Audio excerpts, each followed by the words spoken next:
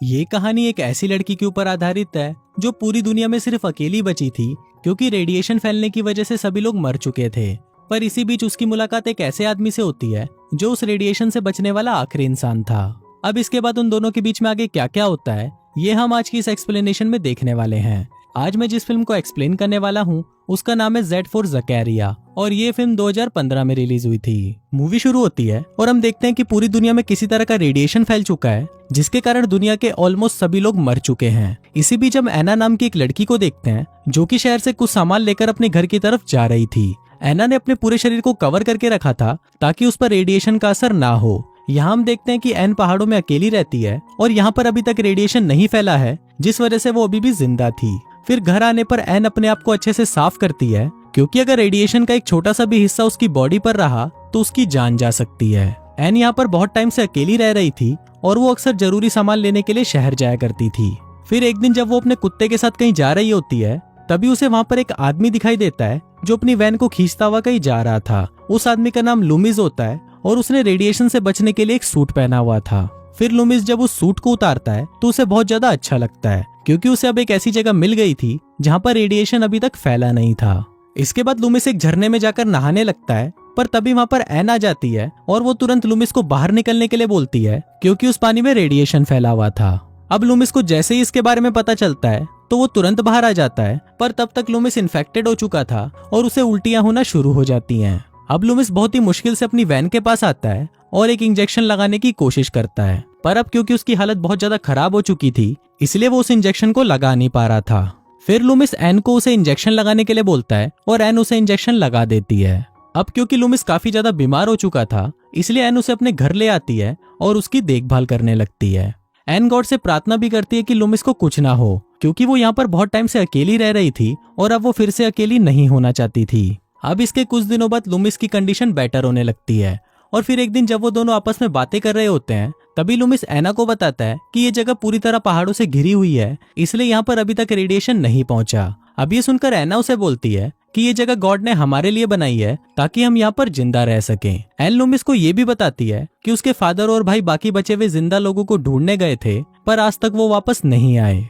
फिर अगले दिन जब एन खेत में काम कर रही थी तब लूमिस उसके पास आता है और उसे बोलता है कि तुम्हें ट्रैक्टर का इस्तेमाल करना चाहिए। पर इस पर एन उसे बोलती है कि इसमें पेट्रोल नहीं है और पेट्रोल पंप बिजली से चलता है जो काफी सालों से यहाँ पर नहीं आई। पर इस पर लूमिस उसे बताता है कि हम बिना बिजली के भी पेट्रोल पंप से पेट्रोल निकाल सकते हैं। और फिर जब एन उसके इस तरीके को ट्राई करती है तो वो पंप से पेट्रोल निकालने में कामयाब रहती है। फिर रात को जब वो दोनों डिनर कर रहे होते हैं तो एन के पूछने पर लूमिस उसे बताता है कि वो अपने बाकी सर्वाइवर दोस्तों के साथ सरकार के दिए हुए बंकर में रह रहा था लेकिन उसे वहाँ पर कुछ अच्छा नहीं लग रहा था इसलिए वो वहाँ से निकल गया। लूमिस बोलता है कि उसे इतना तो विश्वास था कि दुनिया में कोई ना कोई ऐसी जगह तो जरूर होगी जहाँ पर रेडिएशन नहीं पहुंचा और फाइनली उसे ये जगह मिल चुकी है।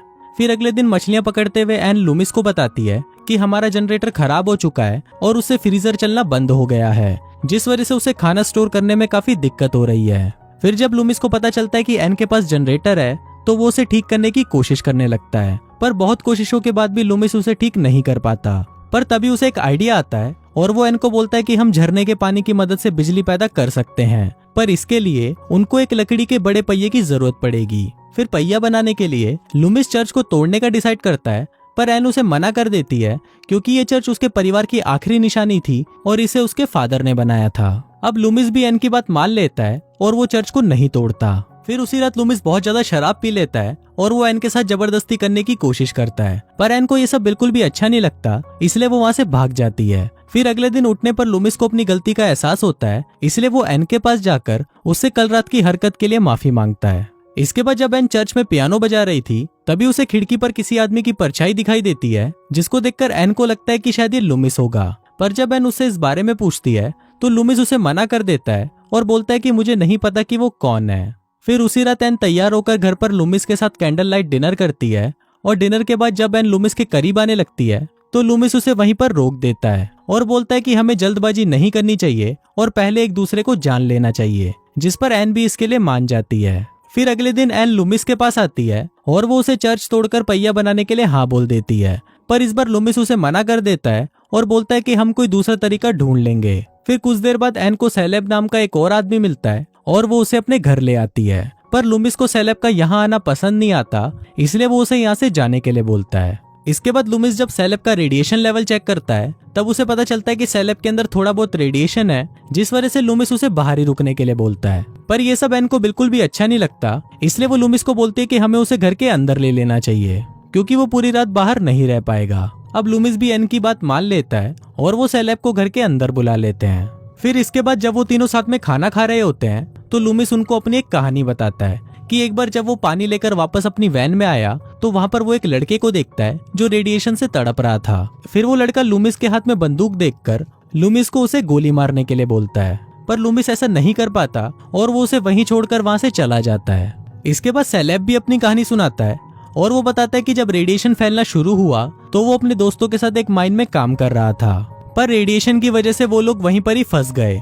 फिर कुछ दिनों बाद कुछ लोग वहां से बाहर जाने की जिद करने लगे, जिस वजह से उन सभी में आपस में लड़ाई हो गई और उन सब ने एक दूसरे को मार डाला और उन सभी में सेलेब भी अकेला जिंदा बचा। फिर लंच के बाद एन लूमिस को बोलती है कि तुमने मुझे उस लड़के के बारे में पहले क्यों नहीं बताया, जिस पर लूमिस उसे बताता है कि मैंने तुम्हें पहले इसलिए नहीं बताया क्योंकि मुझे लगा कि वो लड़का तुम्हारा भाई होगा और मैंने उस दिन उसे शूट कर दिया था। अब ये सुनने के बाद एन लूमिस को कुछ नहीं बोलती क्योंकि उसे भी पता था कि रेडिएशन की वजह से उसका छोटा भाई वैसे भी बचने नहीं वाला था। फिर जब अगले दिन लूमिस और सेलेब जंगल में शिकार कर रहे होते हैं तब लूमिस सेलेब को पानी से बिजली पैदा करने के बारे में बताता है और ये आइडिया सेलेब को भी बहुत अच्छा लगता है। फिर अगले दिन वो तीनों मिलकर चर्च को तोड़ने लगते हैं, पर तभी सेलेब एन को उसके साथ वॉक पर चलने के लिए बोलता है। फिर जब वो दोनों बातें कर रहे होते हैं तब सेलेब एन को लूमिस के खिलाफ भड़काने की कोशिश करता है और बोलता है कि लूमिस भगवान में नहीं मानता, इसलिए उसने तुम्हारे चर्च को तोड़ने के लिए बोला।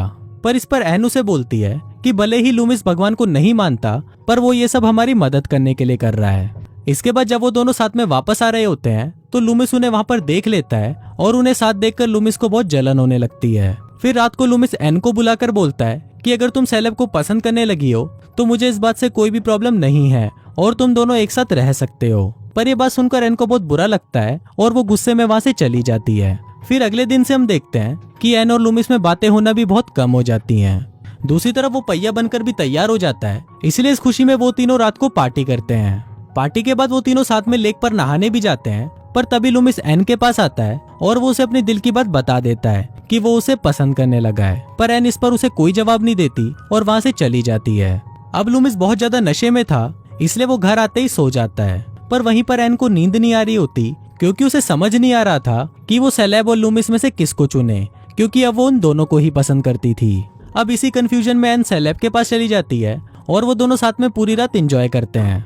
फिर अगले दिन जब लूमिस सोकर उठता है तो वो देखता है कि एन और सेलेब कुछ अलग ही तरह से बिहेव कर रहे हैं, जिसको देखकर वो समझ जाता है कि इन दोनों के बीच में रात को कुछ तो हुआ है।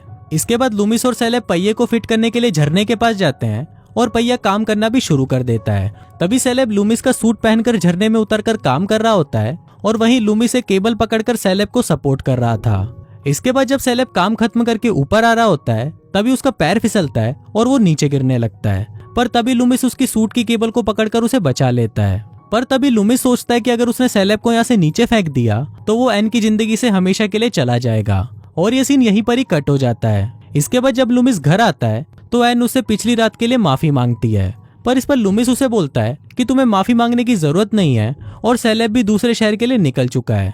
अब यहाँ पर हम व्यूवर्स को पता चल जाता है कि लूमिस ने सेलेब को पहाड़ से नीचे फेंककर मार दिया है। फिर इसके बाद लूमिस जनरेटर चालू करता है जिससे पूरे घर में बिजली आ जाती है। फिर इसके बाद जब एन पियानो बजा रही होती है तो लूमिस वहां पर आता है और उसके पास आकर बैठ जाता है और इसी के साथ ही ये फिल्म यहीं खत्म हो जाती है।